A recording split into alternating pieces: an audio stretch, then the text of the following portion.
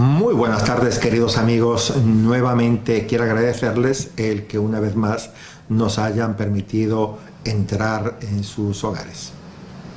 Este programa sale al aire gracias a la cortesía de Cortinas Basilio, la Casa Azul, su espacio de ideas en Totana.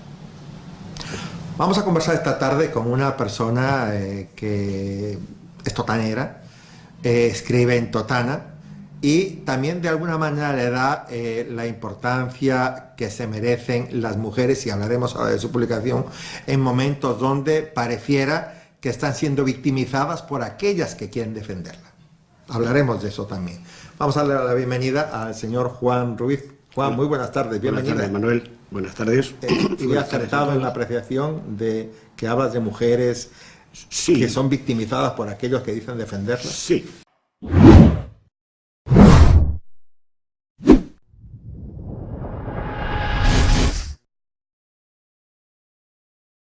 Bueno, hay un intento de... realmente la mujer ha estado a lo largo de la historia de alguna manera silenciada por el hombre, porque la sociedad la hicieron los hombres, y la mujer siempre fue un segundo paso, digamos, y hay un movimiento desde hace unos años en el que pues, se ha reivindicado los derechos de la mujer, se han conseguido logros importantes. Me comentas ahora que la sociedad la hicieron los hombres, pero también es cierto que hay una frase que se aplica muy frecuentemente que dice que detrás de cada hay un gran hombre, siempre hubo una gran mujer. Yo creo que es así. Realmente lo que pasa es que eran los hombres quienes escribían el final, pero el desarrollo de la historia era compartícipe con la mujer. Y te diré, no solo detrás de un gran hombre, ha habido grandes mujeres en la historia de España, en la historia del mundo, que han tenido valor por sí mismas y que la historia las ha silenciado tal vez, porque la historia la han escrito los hombres. En el libro este, que es lo que me preguntabas, el libro se llama La historia tiene nombre de mujer. En realidad ahí lo que recojo es la vida de una serie de mujeres dentro de la historia de España, españolas, sí, solamente españolas, significativas en grado sumo, pues desde de reinas, la primera tenista española mundial, Lili Álvarez, a la que yo conocí personalmente en Madrid, grandes reinas, grandes pendones, mujeres que han llegado que han cubierto su parte de la historia, pues tanto por reinas como por putas, que no, pero siempre han sido grandes. Entonces es la historia de una serie de mujeres, son las historias de una serie de mujeres que han dejado un sello imborrable en la historia de España. Por ejemplo, que diría yo, Teresa de Jesús, Isabel la Católica. Su hija Juana, por ejemplo, la apodada La Loca, que en realidad fue una mujer culta, inteligente, y que no le convino a nadie, ni a su marido ni a su padre, y entre unos y otros la encerraron, y ni a su nieto posteriormente. Y su vida pues ha estado un poco silenciada. Mujeres como Egeria, la mujer que allá por el siglo VII, por sí misma, salió desde Galicia, caminó medio mundo hasta ir a los santos lugares. Bueno, pues hay mujeres muy importantes. Ese libro, Juan, que tú estás citando ahora y al que yo hacía referencia al inicio, sale en primavera. Sí, esta primavera próxima, sí, creo que esta primavera saldrá ya publicado. Ya está maquetado, la portada ha sido una gentileza de mi amigo Alfonso Gallego de Aledo, una magnífica acuarela, y también me ha gustado mucho y creo que atraerá al lector la portada del libro. Sobre esta cuestión de las mujeres, la historia de una mujer, me gustaría una reflexión tuya de lo que está sucediendo ahora desgraciadamente con las mujeres. Digo desgraciadamente porque somos muchos los que entendemos el valor que la mujer tiene en sí misma, ¿no? Y que de alguna manera también sentimos, no sé si compartes tú conmigo, Juan, que realmente aquellas que dicen defenderla, por la forma, por el fondo, le están haciendo un flaco favor. Creo que la mujer, más que ese tipo de derechos reivindicativos por parte del otro sector, lo que necesita es que reconozcan que son iguales que los hombres. Solamente eso. Bien, este país, hoy por hoy, creo que está al nivel de los más altos en cuanto a los derechos de la mujer. Creo que la mujer española hoy tiene los mismos derechos que el hombre en todos los aspectos. Puede que haya alguna empresa que pague menos a una mujer que a un hombre, que las habrá, supongo. Pero por lo general, hoy la consideración de las mujeres en el mundo en el que yo me muevo están al mismo nivel que los hombres. Conozco mujeres que en todos los niveles que desempeñan su trabajo, que llegan a puestos altísimos en todas partes, sin que tengan ninguna rémora de mujer. Yo lo que nunca he creído es aquello de las cuotas y que hay que ser la mitad mujer y la mitad hombre. Mire usted, creo que los mejores son los que tienen que llegar. Y hoy por hoy, por ejemplo, la población universitaria es mayoritaria en mujeres que en hombres. Incluso en carreras como las ingenierías, que siempre han sido privativas de hombres, hoy hay más mujeres que hombres. Yo tengo una prima que es doctora en construcción naval, es ingeniero naval, doctora y ahora mismo está en la Universidad de Cádiz de profesora. Hoy día la mujer española no tiene ningún... puede que haya alguna, pero por lo general no. Y luego diré otra cosa en respuesta a eso. Lamentablemente hay un problema serio y que no parece que la ley de violencia de género, cuyo nombre no me gusta en absoluto, no ha resuelto el problema, porque sigue habiendo hombres que pegan a las mujeres, sigue habiendo hombres que matan a las mujeres, y esa lacra hay que cortarla. Probablemente yo no sé la solución, ya me gustaría saberla, pero muy posiblemente los que la defienden tampoco la saben. Probablemente no la sepan, pero tal vez el camino que llevamos no es el suyo. Yo creo en una mejor educación y de más nivel. La educación española en este momento está en unos niveles pésimos. Yo no creo que el bachillerato sea tan grave como el que hice yo, con 2 reválidas, y que no es tan grave. Luego los niveles se bajan, que no suspenda el niño, que no tenga traumas. Pues mire, yo nunca tuve ningún trauma, ni creo que ninguno de mi generación tenga ningún trauma. Creo que la educación es la base, y por supuesto la familia es la que tiene que educar al niño en valores. Los colegios, las escuelas, lo que tiene es que formarlos. Son los padres los obligados. Entonces yo creo que en muchos casos los niños, cuando crean barrabasadas, hay que responsabilizar a los padres. ¿Por qué? Pues porque ellos son los que tienen la responsabilidad de educarlo, y si no lo hacen, pues que paguen las consecuencias. Porque no, el niño, es que el niño, me ha salido un niño malo. Oiga, ¿por qué le ha salido un niño malo? Es que tú has tenido suerte, tu hijo te ha salido bien. No, mire usted, la suerte se trabaja desde que nacen. A los 14 años no se puede empezar. Es que mi hijo a los 14 años no me hace caso. Oiga, cuando tenía 2 y 3 y 4, en lugar de reprenderle, usted lo dejaba hacer. Claro, de aquellos polvos salen estos lodos. Esto es evidente. Ya, vamos a cambiar el tema, pero antes me gustaría concluir contigo esta parte, Juan, y es que ¿qué interés subyace en las personas que de manera continua están teniendo este problema presente? Y aparte me da la impresión, de repente, no sé si estoy equivocado, con un objetivo totalmente diferente al verdadero. A ver, yo no lo sé, leo muchas cosas, que si hay unos colectivos, realmente aquí en España hay unos colectivos que viven de la teta pública. Hombre, en Andalucía se comprobó que había 2000 y pico... Y en todas partes. Que ocurre una cosa, se crea el chiringuito con un fin loable y a vivir de subvenciones. Pero claro, lo primero que hace el creador del chiringuito es colocarse y colocar a su gente. Entonces llega un momento en que la propia estructura necesita más dinero y terminan llegando al fin último para el que ese dinero se les da, llegando a un porcentaje mínimo de ese dinero. Entonces hay demasiados chiringuitos de ese tipo, hay muchas ONGs que manchan el nombre de las otras, que lo hacen muy bien, y lo que hacen, y se ha visto, han salido en la prensa, incluso han ido al juzgado, ONGs con fines loables, pero que en realidad era una forma de vivir. Y creo que aquí también lo hay.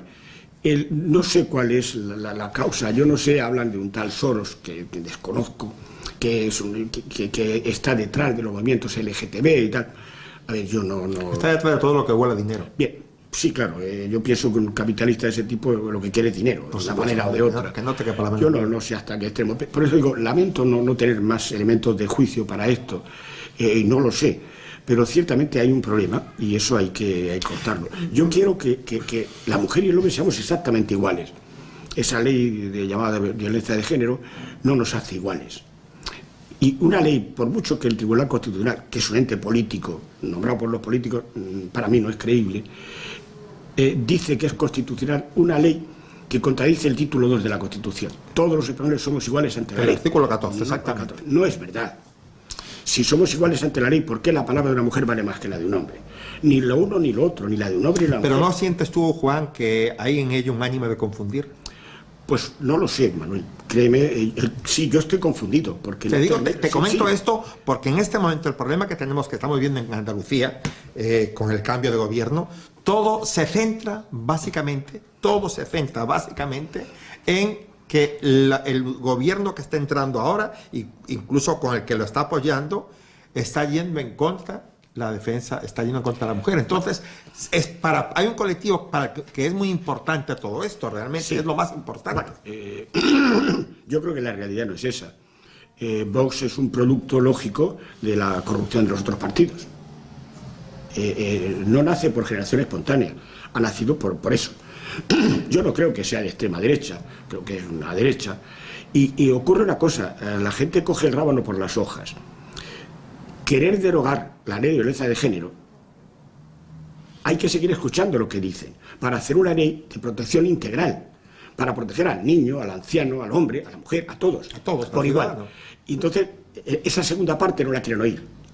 Derogar la ley quiere decir ir contra los derechos de la mujer. Luego, fíjate, el silogismo.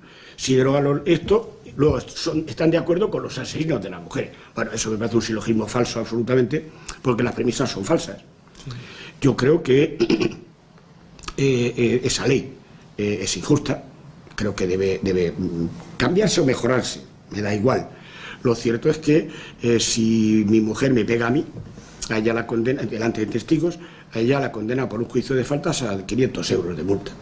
Si ella dice que yo le pegué, de inmediato yo voy a la cárcel. Y lo mío es violencia de género, lo suyo no. Ha habido el caso de un matrimonio gay, uno mató al otro, pues no se pudo tomar como violencia de género porque eran varones. Entonces la ley es injusta.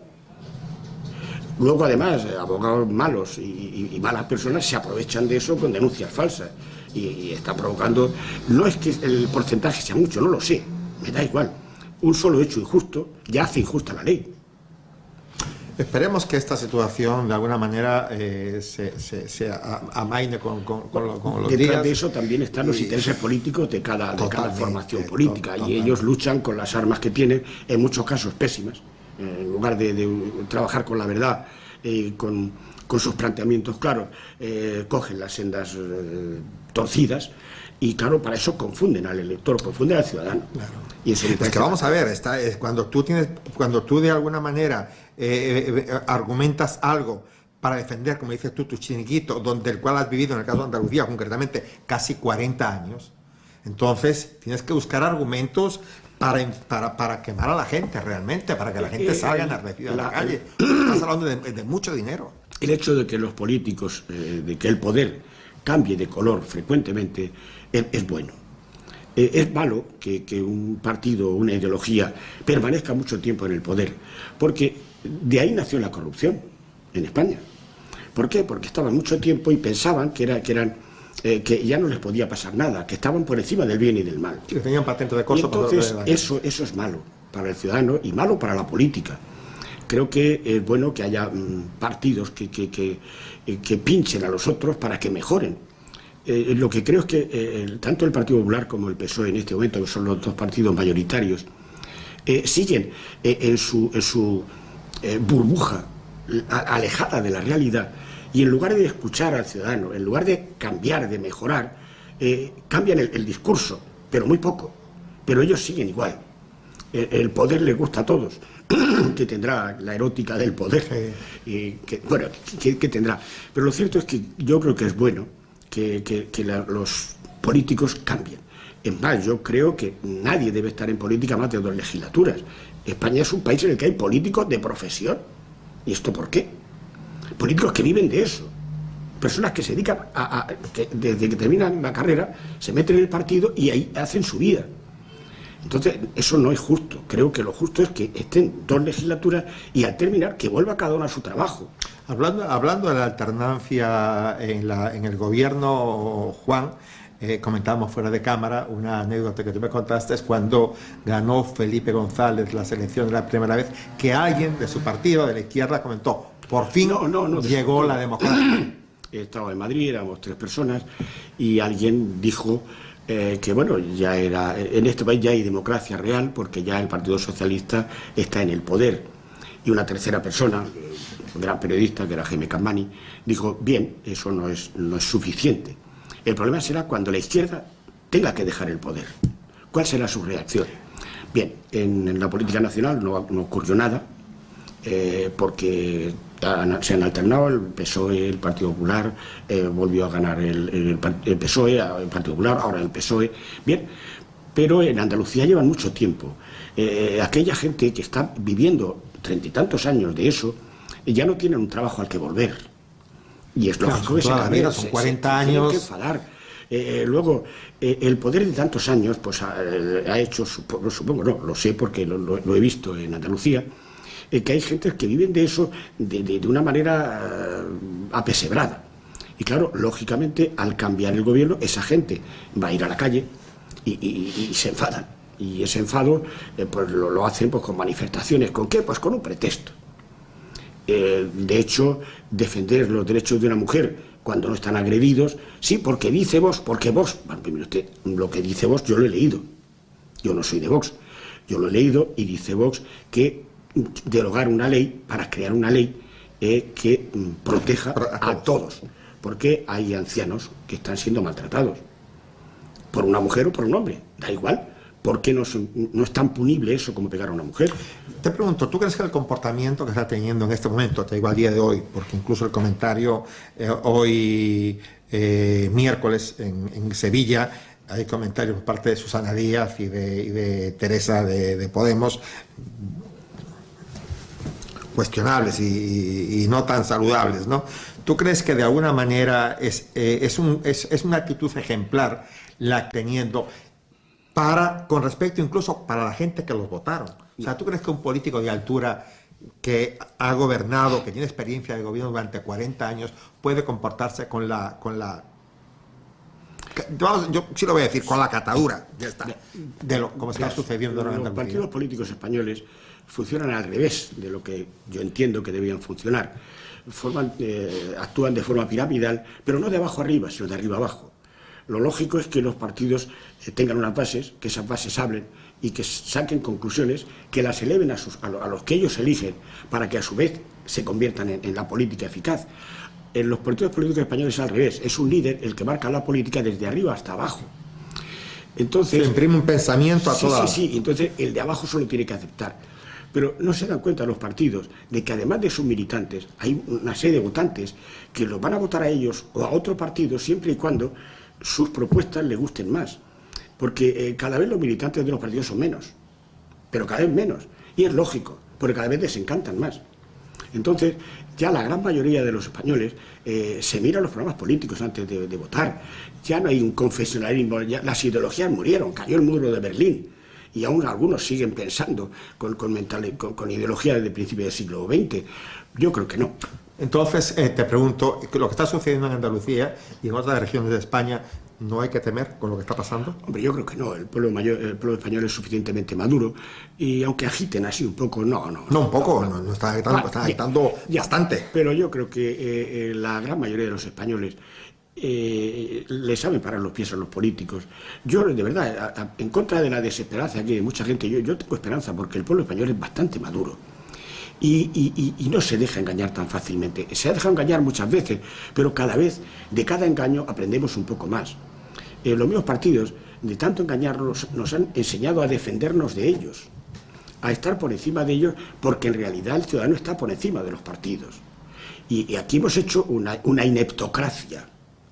La palabra es de un filósofo francés que la ineptocracia es el gobierno de unos ineptos elegidos por otros ineptos. Entonces, aquí en la transición española hubo grandes personas en los partidos políticos, tanto en la UCD como en el Partido Socialista, aquellos Pablo Castellanos, Gómez Llorente, gente de una altura política importante. Los partidos, los mediocres se fueron adueñando de los partidos, y hoy en los partidos políticos los que hay son mediocres. Cualquiera que le pregunto, dime un político español hoy que tenga entidad. Ninguno. No encuentran ninguno. ¿Por qué? Porque todos son mediocres. Pero y cualquiera lo que tú estás comentando, Juan, es triste. En el siglo XXI, sí, y en un país que es la cuarta economía de Europa. Pero es triste. Es una realidad. De hecho, estamos viendo que los partidos políticos cada vez buscan más personas relevantes para ponerlas en sus listas, y cada vez les responden más que no. Nadie se quiere meter en un lodazal político. ¿Por qué? Porque la persona que tiene un prestigio, que se lo ha ganado en su profesión, no quiere perderlo ahí. Entonces, la política está desprestigiada. La han desprestigiado ellos mismos. Y ellos están pagando las consecuencias. ¿Eso lo podemos extrapolar a Totana? Pues claro, como en todas partes. No somos tan diferentes de Andalucía, de Murcia, del resto de España. Aquí, pues el PSOE y el PP, ahí están con su pugna, Izquierda Unida también. Bien, pero en realidad ya la gente se está... De hecho, hay ahora una plataforma independiente, una plataforma social, que va a presentar una lista de electores, creo que se llama, y bien, con un único motivo.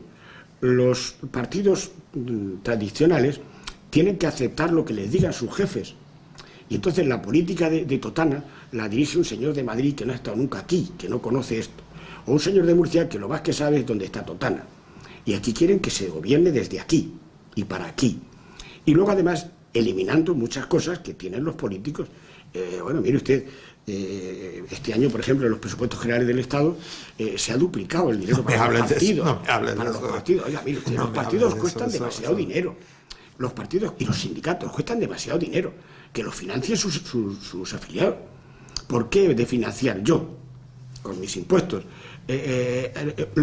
toda la estructura de los partidos políticos? No, señor, no hay por qué. La patronal, ¿por qué hay que financiar a la patronal?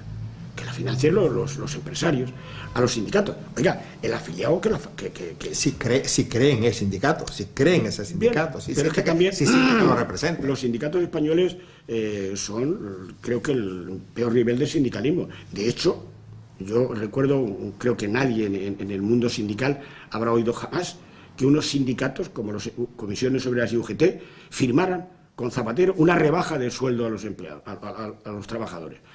Bien, eso se ha dado en España. ¿Qué ocurre? Pues que los sindicatos son adláteres de los partidos y están para lo que quieran los partidos, para apoyar a los partidos. De hecho, la mayor parte de los dirigentes sindicales no han trabajado ni media hora en una empresa.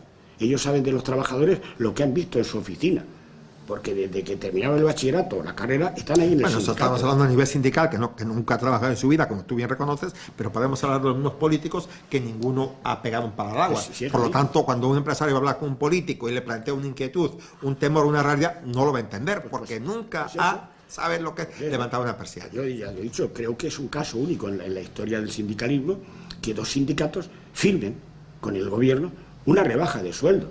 Eso creo que va en contra de la esencia del sindicalismo. Bueno, digo que estos sindicatos españoles no sirven. Aquí hemos pasado del sindicato vertical al sindicato de partido, del sindicato de Estado al sindicato de partido. Y cuando hay un sindicato libre, pues los grandes sindicatos lo boicotean. De hecho, además, las cuentas de los sindicatos no entran en el Tribunal de Cuentas. Se encontraron un subterfugio precioso en el cual las subvenciones van a un ente que se llama sindicatos. Y ese ente reparte el dinero a los sindicatos. Entonces, claro, ese ente sí está auditado por el Tribunal de Cuentas. Los sindicatos no. Nadie sabe qué hacen con ingentes cantidades de dinero. Tienen estructuras de oficinas increíbles. ¿Por qué? ¿Para qué? Igual que los partidos políticos. Y unos suculentos sueldos, claro, que viven como capitalistas defendiendo el socialismo. Tienen que vivir. Entonces, vivir bien. Pero por eso digo que todo eso tiene que ir acabándose. Y los partidos no quieren darse cuenta. pues no les conviene. Pero es igual, no pueden estar sordos. La realidad se irá imponiendo. Realmente, Juan, ¿realmente tú crees que el identificar a Vox como un partido de extrema derecha tiene fundamento? O si tú lees su programa, su comportamiento, su ideología, Bueno, ¿tú crees que se aquí corresponde quien puede... o es simplemente transmitir un miedo a las personas? Te pregunto. Yo te diré una cosa, las etiquetas las ponen siempre la izquierda española. Ellos se llaman de izquierdas y otros son de derechas, y los otros de extrema derecha. Bien, ¿por qué? Porque lo han dicho. Yo creo que Vox es un partido de derechas, claramente. Algunas de sus propuestas pueden ser originales, por llamarlo de alguna manera, pero bueno, los ciudadanos al final irán quitando cosas. Pero ¿hay alguna propuesta original en Vox, te pregunto, que se salga de lo meramente constitucional? Yo creo que no. Entonces, Bueno, sí, la Constitución está en las comunidades autónomas.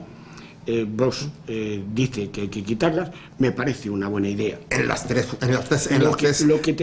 cosas fundamentales creo que hay mucha gente que comparte. Lo que está claro en este país es que la deuda es galopante cada año más. Aquí, por más que se recorte en cosas, no se ha recortado en gasto político. No, se incrementa el gasto social. Oiga, pero ¿y el gasto político? No se ha disminuido ni un asesor, no se ha disminuido ni un concejal, no se hacen menos ayuntamientos de concentración. Entonces, más sueldos. ¿Por qué? ¿Para qué? Luego, esos grupos políticos, el ayuntamiento tiene que dar una subvención para mantener su estructura. No, mire usted, que la tenga el partido. Entonces, todo eso supone un gasto monstruoso. De hecho, el otro día leí en la prensa que hay 700.000 funcionarios más que empleados civiles en este país. Sí, 3 millones cortos de civiles y 3 millones largos de... Eso no tiene sentido, porque la administración nos come. La administración es un pulpo que se lo come todo. Pero vamos a ver, eso tú tienes que entender, porque ahí es donde está la afiliación de uno. O sea, tú eres leal al partido porque de alguna manera vives de él. Entonces, bueno, claro, tú no puedes... Pero eso al final, eso se vuelve en contra de ellos, porque salvo esos que viven de eso, y mucha gente de buena voluntad y de buena fe, porque la inmensa mayoría de los... La gente de buena voluntad y de buena fe que la hay, afortunadamente, son críticas. Son críticos, pero... Se van volviendo críticos. Pero ocurre una cosa, Manuel. En los partidos políticos, la inmensa mayoría son gente de buena voluntad que cree en la ideología de su partido, que cree que defiende unos intereses legítimos, y los defiende. El núcleo ese dirigente, ese es el núcleo que corrompe. Pero claro, cada vez los militantes se van dando más cuenta. Por eso cada vez pierden más militantes, todos los partidos. ¿Y por qué? Porque se han dado cuenta de que viven unos cuantos sobre eso. Y ellos no quieren darse cuenta, porque miran la realidad de espaldas y no miran al espejo de su propia realidad. Esto no puede ser. Quitar las autonomías, pues no sería una mala solución. ¿Qué han hecho las autonomías? Descentralizar la administración, no. Pero vamos a ver una cosa, Juan. Yo no entiendo que es una mala solución. Yo no me atrevería tanto a quitar las autonomías, que sí. Pero bueno, dejemos las autonomías como están. Pero vamos a ver, la competencia de educación, la competencia de sanidad, la competencia de justicia y la competencia de seguridad nacional, esa es una cuestión que tiene que estar totalmente centralizada. El pretender eso para el gobierno central, yo no lo veo inconstitucional, como muchos le atribuyen. Vamos a ver, yo creo que nunca el gobierno central debió ceder esas competencias. En concreto esas, sanidad, educación, interior y justicia, nunca. ¿Por qué? Porque ahora mismo hay un lío increíble. En sanidad, yo no puedo ir a Cataluña porque a mí no me admiten. Bueno, esto es, o a Zaragoza o a Galicia. No tiene sentido. Entonces tiene que haber una sanidad única. Y sería más barata. Interior, no se puede consentir la situación de Cataluña. Los mozos de escuadra ayudando a quienes pegaban a la Guardia Civil y cosas por el estilo. Entonces, creo que eso nunca se debió hacer. ¿Qué ha ocurrido? Pues que la debilidad de los gobiernos necesitaban el apoyo de los catalanes. Y eso ha sido una sangría. A cambio de que sigan siendo infieles, de que sigan siendo contrarios, les están dando más dinero. y le están dando más poder. Ahora, concretamente, en el presupuesto nacional, ahora se dio bastante. Esto no empezó ahora. No, por supuesto. Esto lleva 40 años. Tanto el PSOE como el PP. Quiero decir que los dos tienen la misma culpa. Que aquí no es que la culpa la tienen, no, los dos. Porque los dos han ido dando en cada momento en que lo han necesitado. Lo que pasa, Juan, que los dos tienen la culpa, pero pareciera que cada periodo ese compromiso va siendo cada vez mayor. Claro. Porque van pidiendo más. Claro, entonces eso es lógico. Y yo, desde luego, el tema catalán, en su principio, yo, en lugar del 100, las competencias nacionales, a todas las comunidades se les retiran esas 4 competencias por parte del gobierno central. Y se llevan desde el gobierno central. Habría una educación única, no habría estas historias. Yo conozco un caso de un chico que está estudiando historia en una universidad de Barcelona, con una beca Erasmus, en Londres, en Inglaterra, en una universidad inglesa, en un examen, pues, respondió unas cosas que el profesor catedrático lo llamó y le dijo, oiga, ¿esto qué es? Esa es la historia. ¿Cómo que la historia? La historia es esta. ¿Qué historiadores han leído? Y cuando le habló de los historiadores, en los que se había basado su carrera, el catedrático inglés dijo que quiénes eran. Y le dijo que eran los más famosos y tal. Dijo, no, lea usted estos y estos y estos y estos. Aquel chico se fue a la biblioteca y empezó a leer a aquellos historiadores y a conocer la verdadera historia de Cataluña. Las primeras vacaciones que tuvo, le dijo a su padre, papá, todo esto no me sirve de nada. Yo no quiero terminar la carrera aquí, porque me están engañando, me lo han demostrado. Lee todos estos libros y tal. Y el chico aquel se tuvo que ir a Madrid a terminar su carrera, porque el conocimiento de la historia solo le servía para Cataluña, porque es una historia falsa. No podría enseñar en cualquier otra comunidad porque ningún rector lo admitiría. Leía en la prensa hoy, Juan, no recuerdo en qué comunidad, creo que en la Comunidad Balear, pero no me acuerdo exactamente el sitio ni el nombre, de un miembro político que escribió una comunicación en castellano y no tenía errores ortográficos, tenía horrores ortográficos. Entonces, vamos a ver, señor mío. Vamos a ver, si la lengua oficial española deja de estudiarse, pues ocurre que la ortografía y la sintaxis, bueno, la sintaxis de los catalanes de menos de 40 años es elegible. Lo hablaba yo con un juez y decía, madre mía, yo esto no lo puedo entender. Me escriben los abogados, yo no entiendo esto. Y dije, bueno, el problema es que su sintaxis es catalana. Y al traducirlo, lo traducen de una manera que no puede ser. Bien, eso es una de las cosas que haría una ley de educación general. Unos libros de texto generales. Luego los libros de texto. Toda la vida los libros de texto servían para 2, 3 y 4 años. ¿Qué puede cambiar? Pues puede cambiar la física, puede cambiar la química, pero las matemáticas no cambian, la historia no cambia. Y cada año los niños tienen que cambiar de libros. Oiga, eso es un negocio para las editoriales. Es que el Estado no tiene nada que decir para eso, y el Estado son los representantes, son los gobernantes. ¿Por qué los libros de mi hijo de este año no le sirven al año siguiente a mi otro hijo? Yo estudiaba con los libros de mi hermana mayor. Pues eso lo hemos hecho todos en mi generación. Y era un orgullo, además. Sí. Entonces eso es imposible. ¿Por qué? Porque hay un gran negocio en las editoriales que los políticos consienten. Pero insisto, no es un problema de un partido, es de los partidos, porque han gobernado tanto el PSOE como el Partido Popular y su comportamiento ha sido el mismo. Entonces, si el problema es de los partidos, Juan, me faltan pocos minutos ya, ¿dónde crees tú que puede estar la solución? En los propios ciudadanos. La solución la van a dar los ciudadanos. Yo creo que, al igual que aquí en Totana ha nacido una agrupación una plataforma civil, irán asociándose el poder civil, creando asociaciones para que los partidos cada vez se van dando cuenta. Les va a costar porque no lo quieren ver. Se van dando cuenta de que cada vez tiene menos adeptos, de que cada vez la gente es más crítica con ellos. Y eso un día tendrán que reformarse ellos mismos y modificar su propia estructura para condicionarla a las necesidades de Pero también es cierto que hoy por hoy los partidos manejan de manera inmisericordia los medios de comunicación. Sí. Por lo tanto, la capacidad de divulgación es enorme. Es enorme. Antes se requería otra política y otra estrategia. Hoy simplemente con tener 4 televisores nacionales, ya hemos comprobado el daño y el bien, digo en ese orden, daño y bien que se puede hacer. Por lo tanto... De hecho, aquí en España, y la culpa la tiene tanto el PP como el PSOE, las televisiones privadas salieron con una ley en la que nadie podía tener participación de un porcentaje a partir de, me parece, del 25% en otra televisión.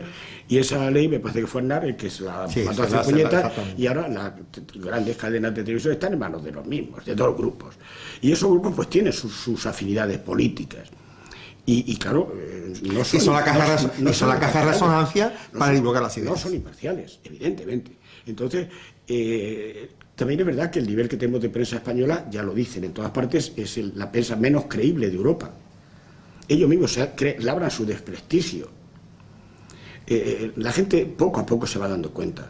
Y yo además confío en que la gente cada vez lo irá viendo más y mejor. La gente se da cuenta ya de que le están tomando el pelo y se va enfadando cada vez más. Y cada vez las televisiones se ponen menos. Dices tú, intuyo por lo que estás diciendo, que está emergiendo una sociedad cada vez más crítica. Claro. Gente joven cada vez más crítica. Sí, bueno, de todo hay un poco, pero y ya la gente mayor también va dándose cuenta, de la gente de mi generación. Muchos ya se van dando cuenta de que este rollo hay que acabar con él, de que esa impunidad de la que gozan los políticos es injusta, ese enorme poder, ese vivir de esto para siempre. Vamos a ver, en Cataluña, por ejemplo, que hay 370 cargos que ganan más que el presidente del gobierno de España.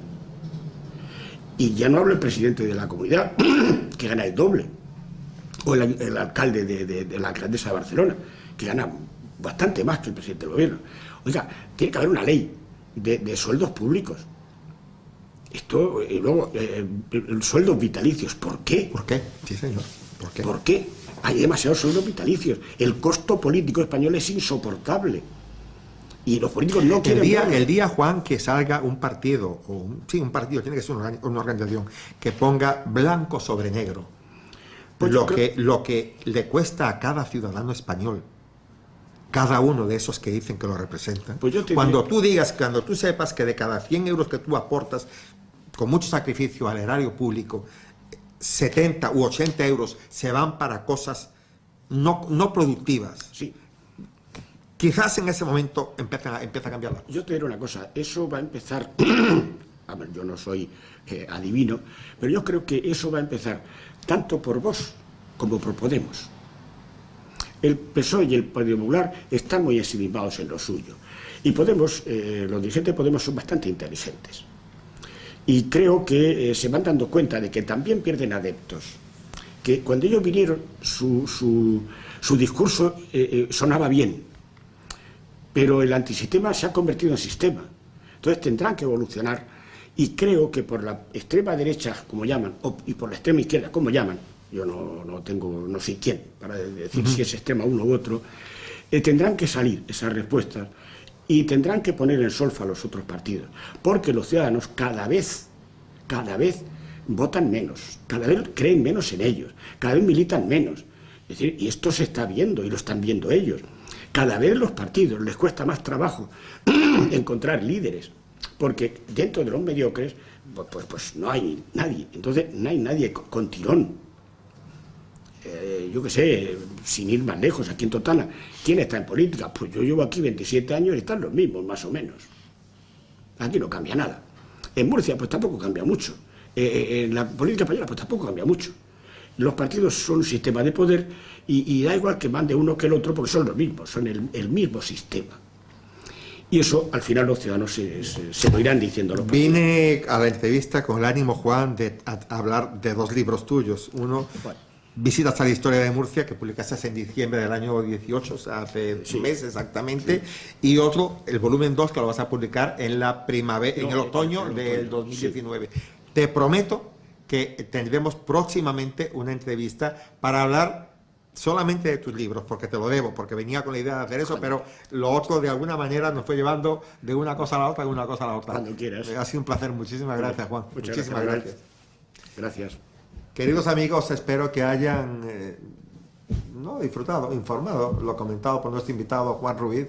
Venía, como le decía él, con el ánimo de hablar, entre otras cosas, de sus 3 libros. Uno, el que comentamos, La historia de nombre de mujer, y 2, de la historia de Murcia. Pero no nos ha dado tiempo a hablar, pero como le comentaba él, le prometo que sí, volveré a hacerlo en breve y comentaremos de esos libros. Buenas tardes y muchas gracias.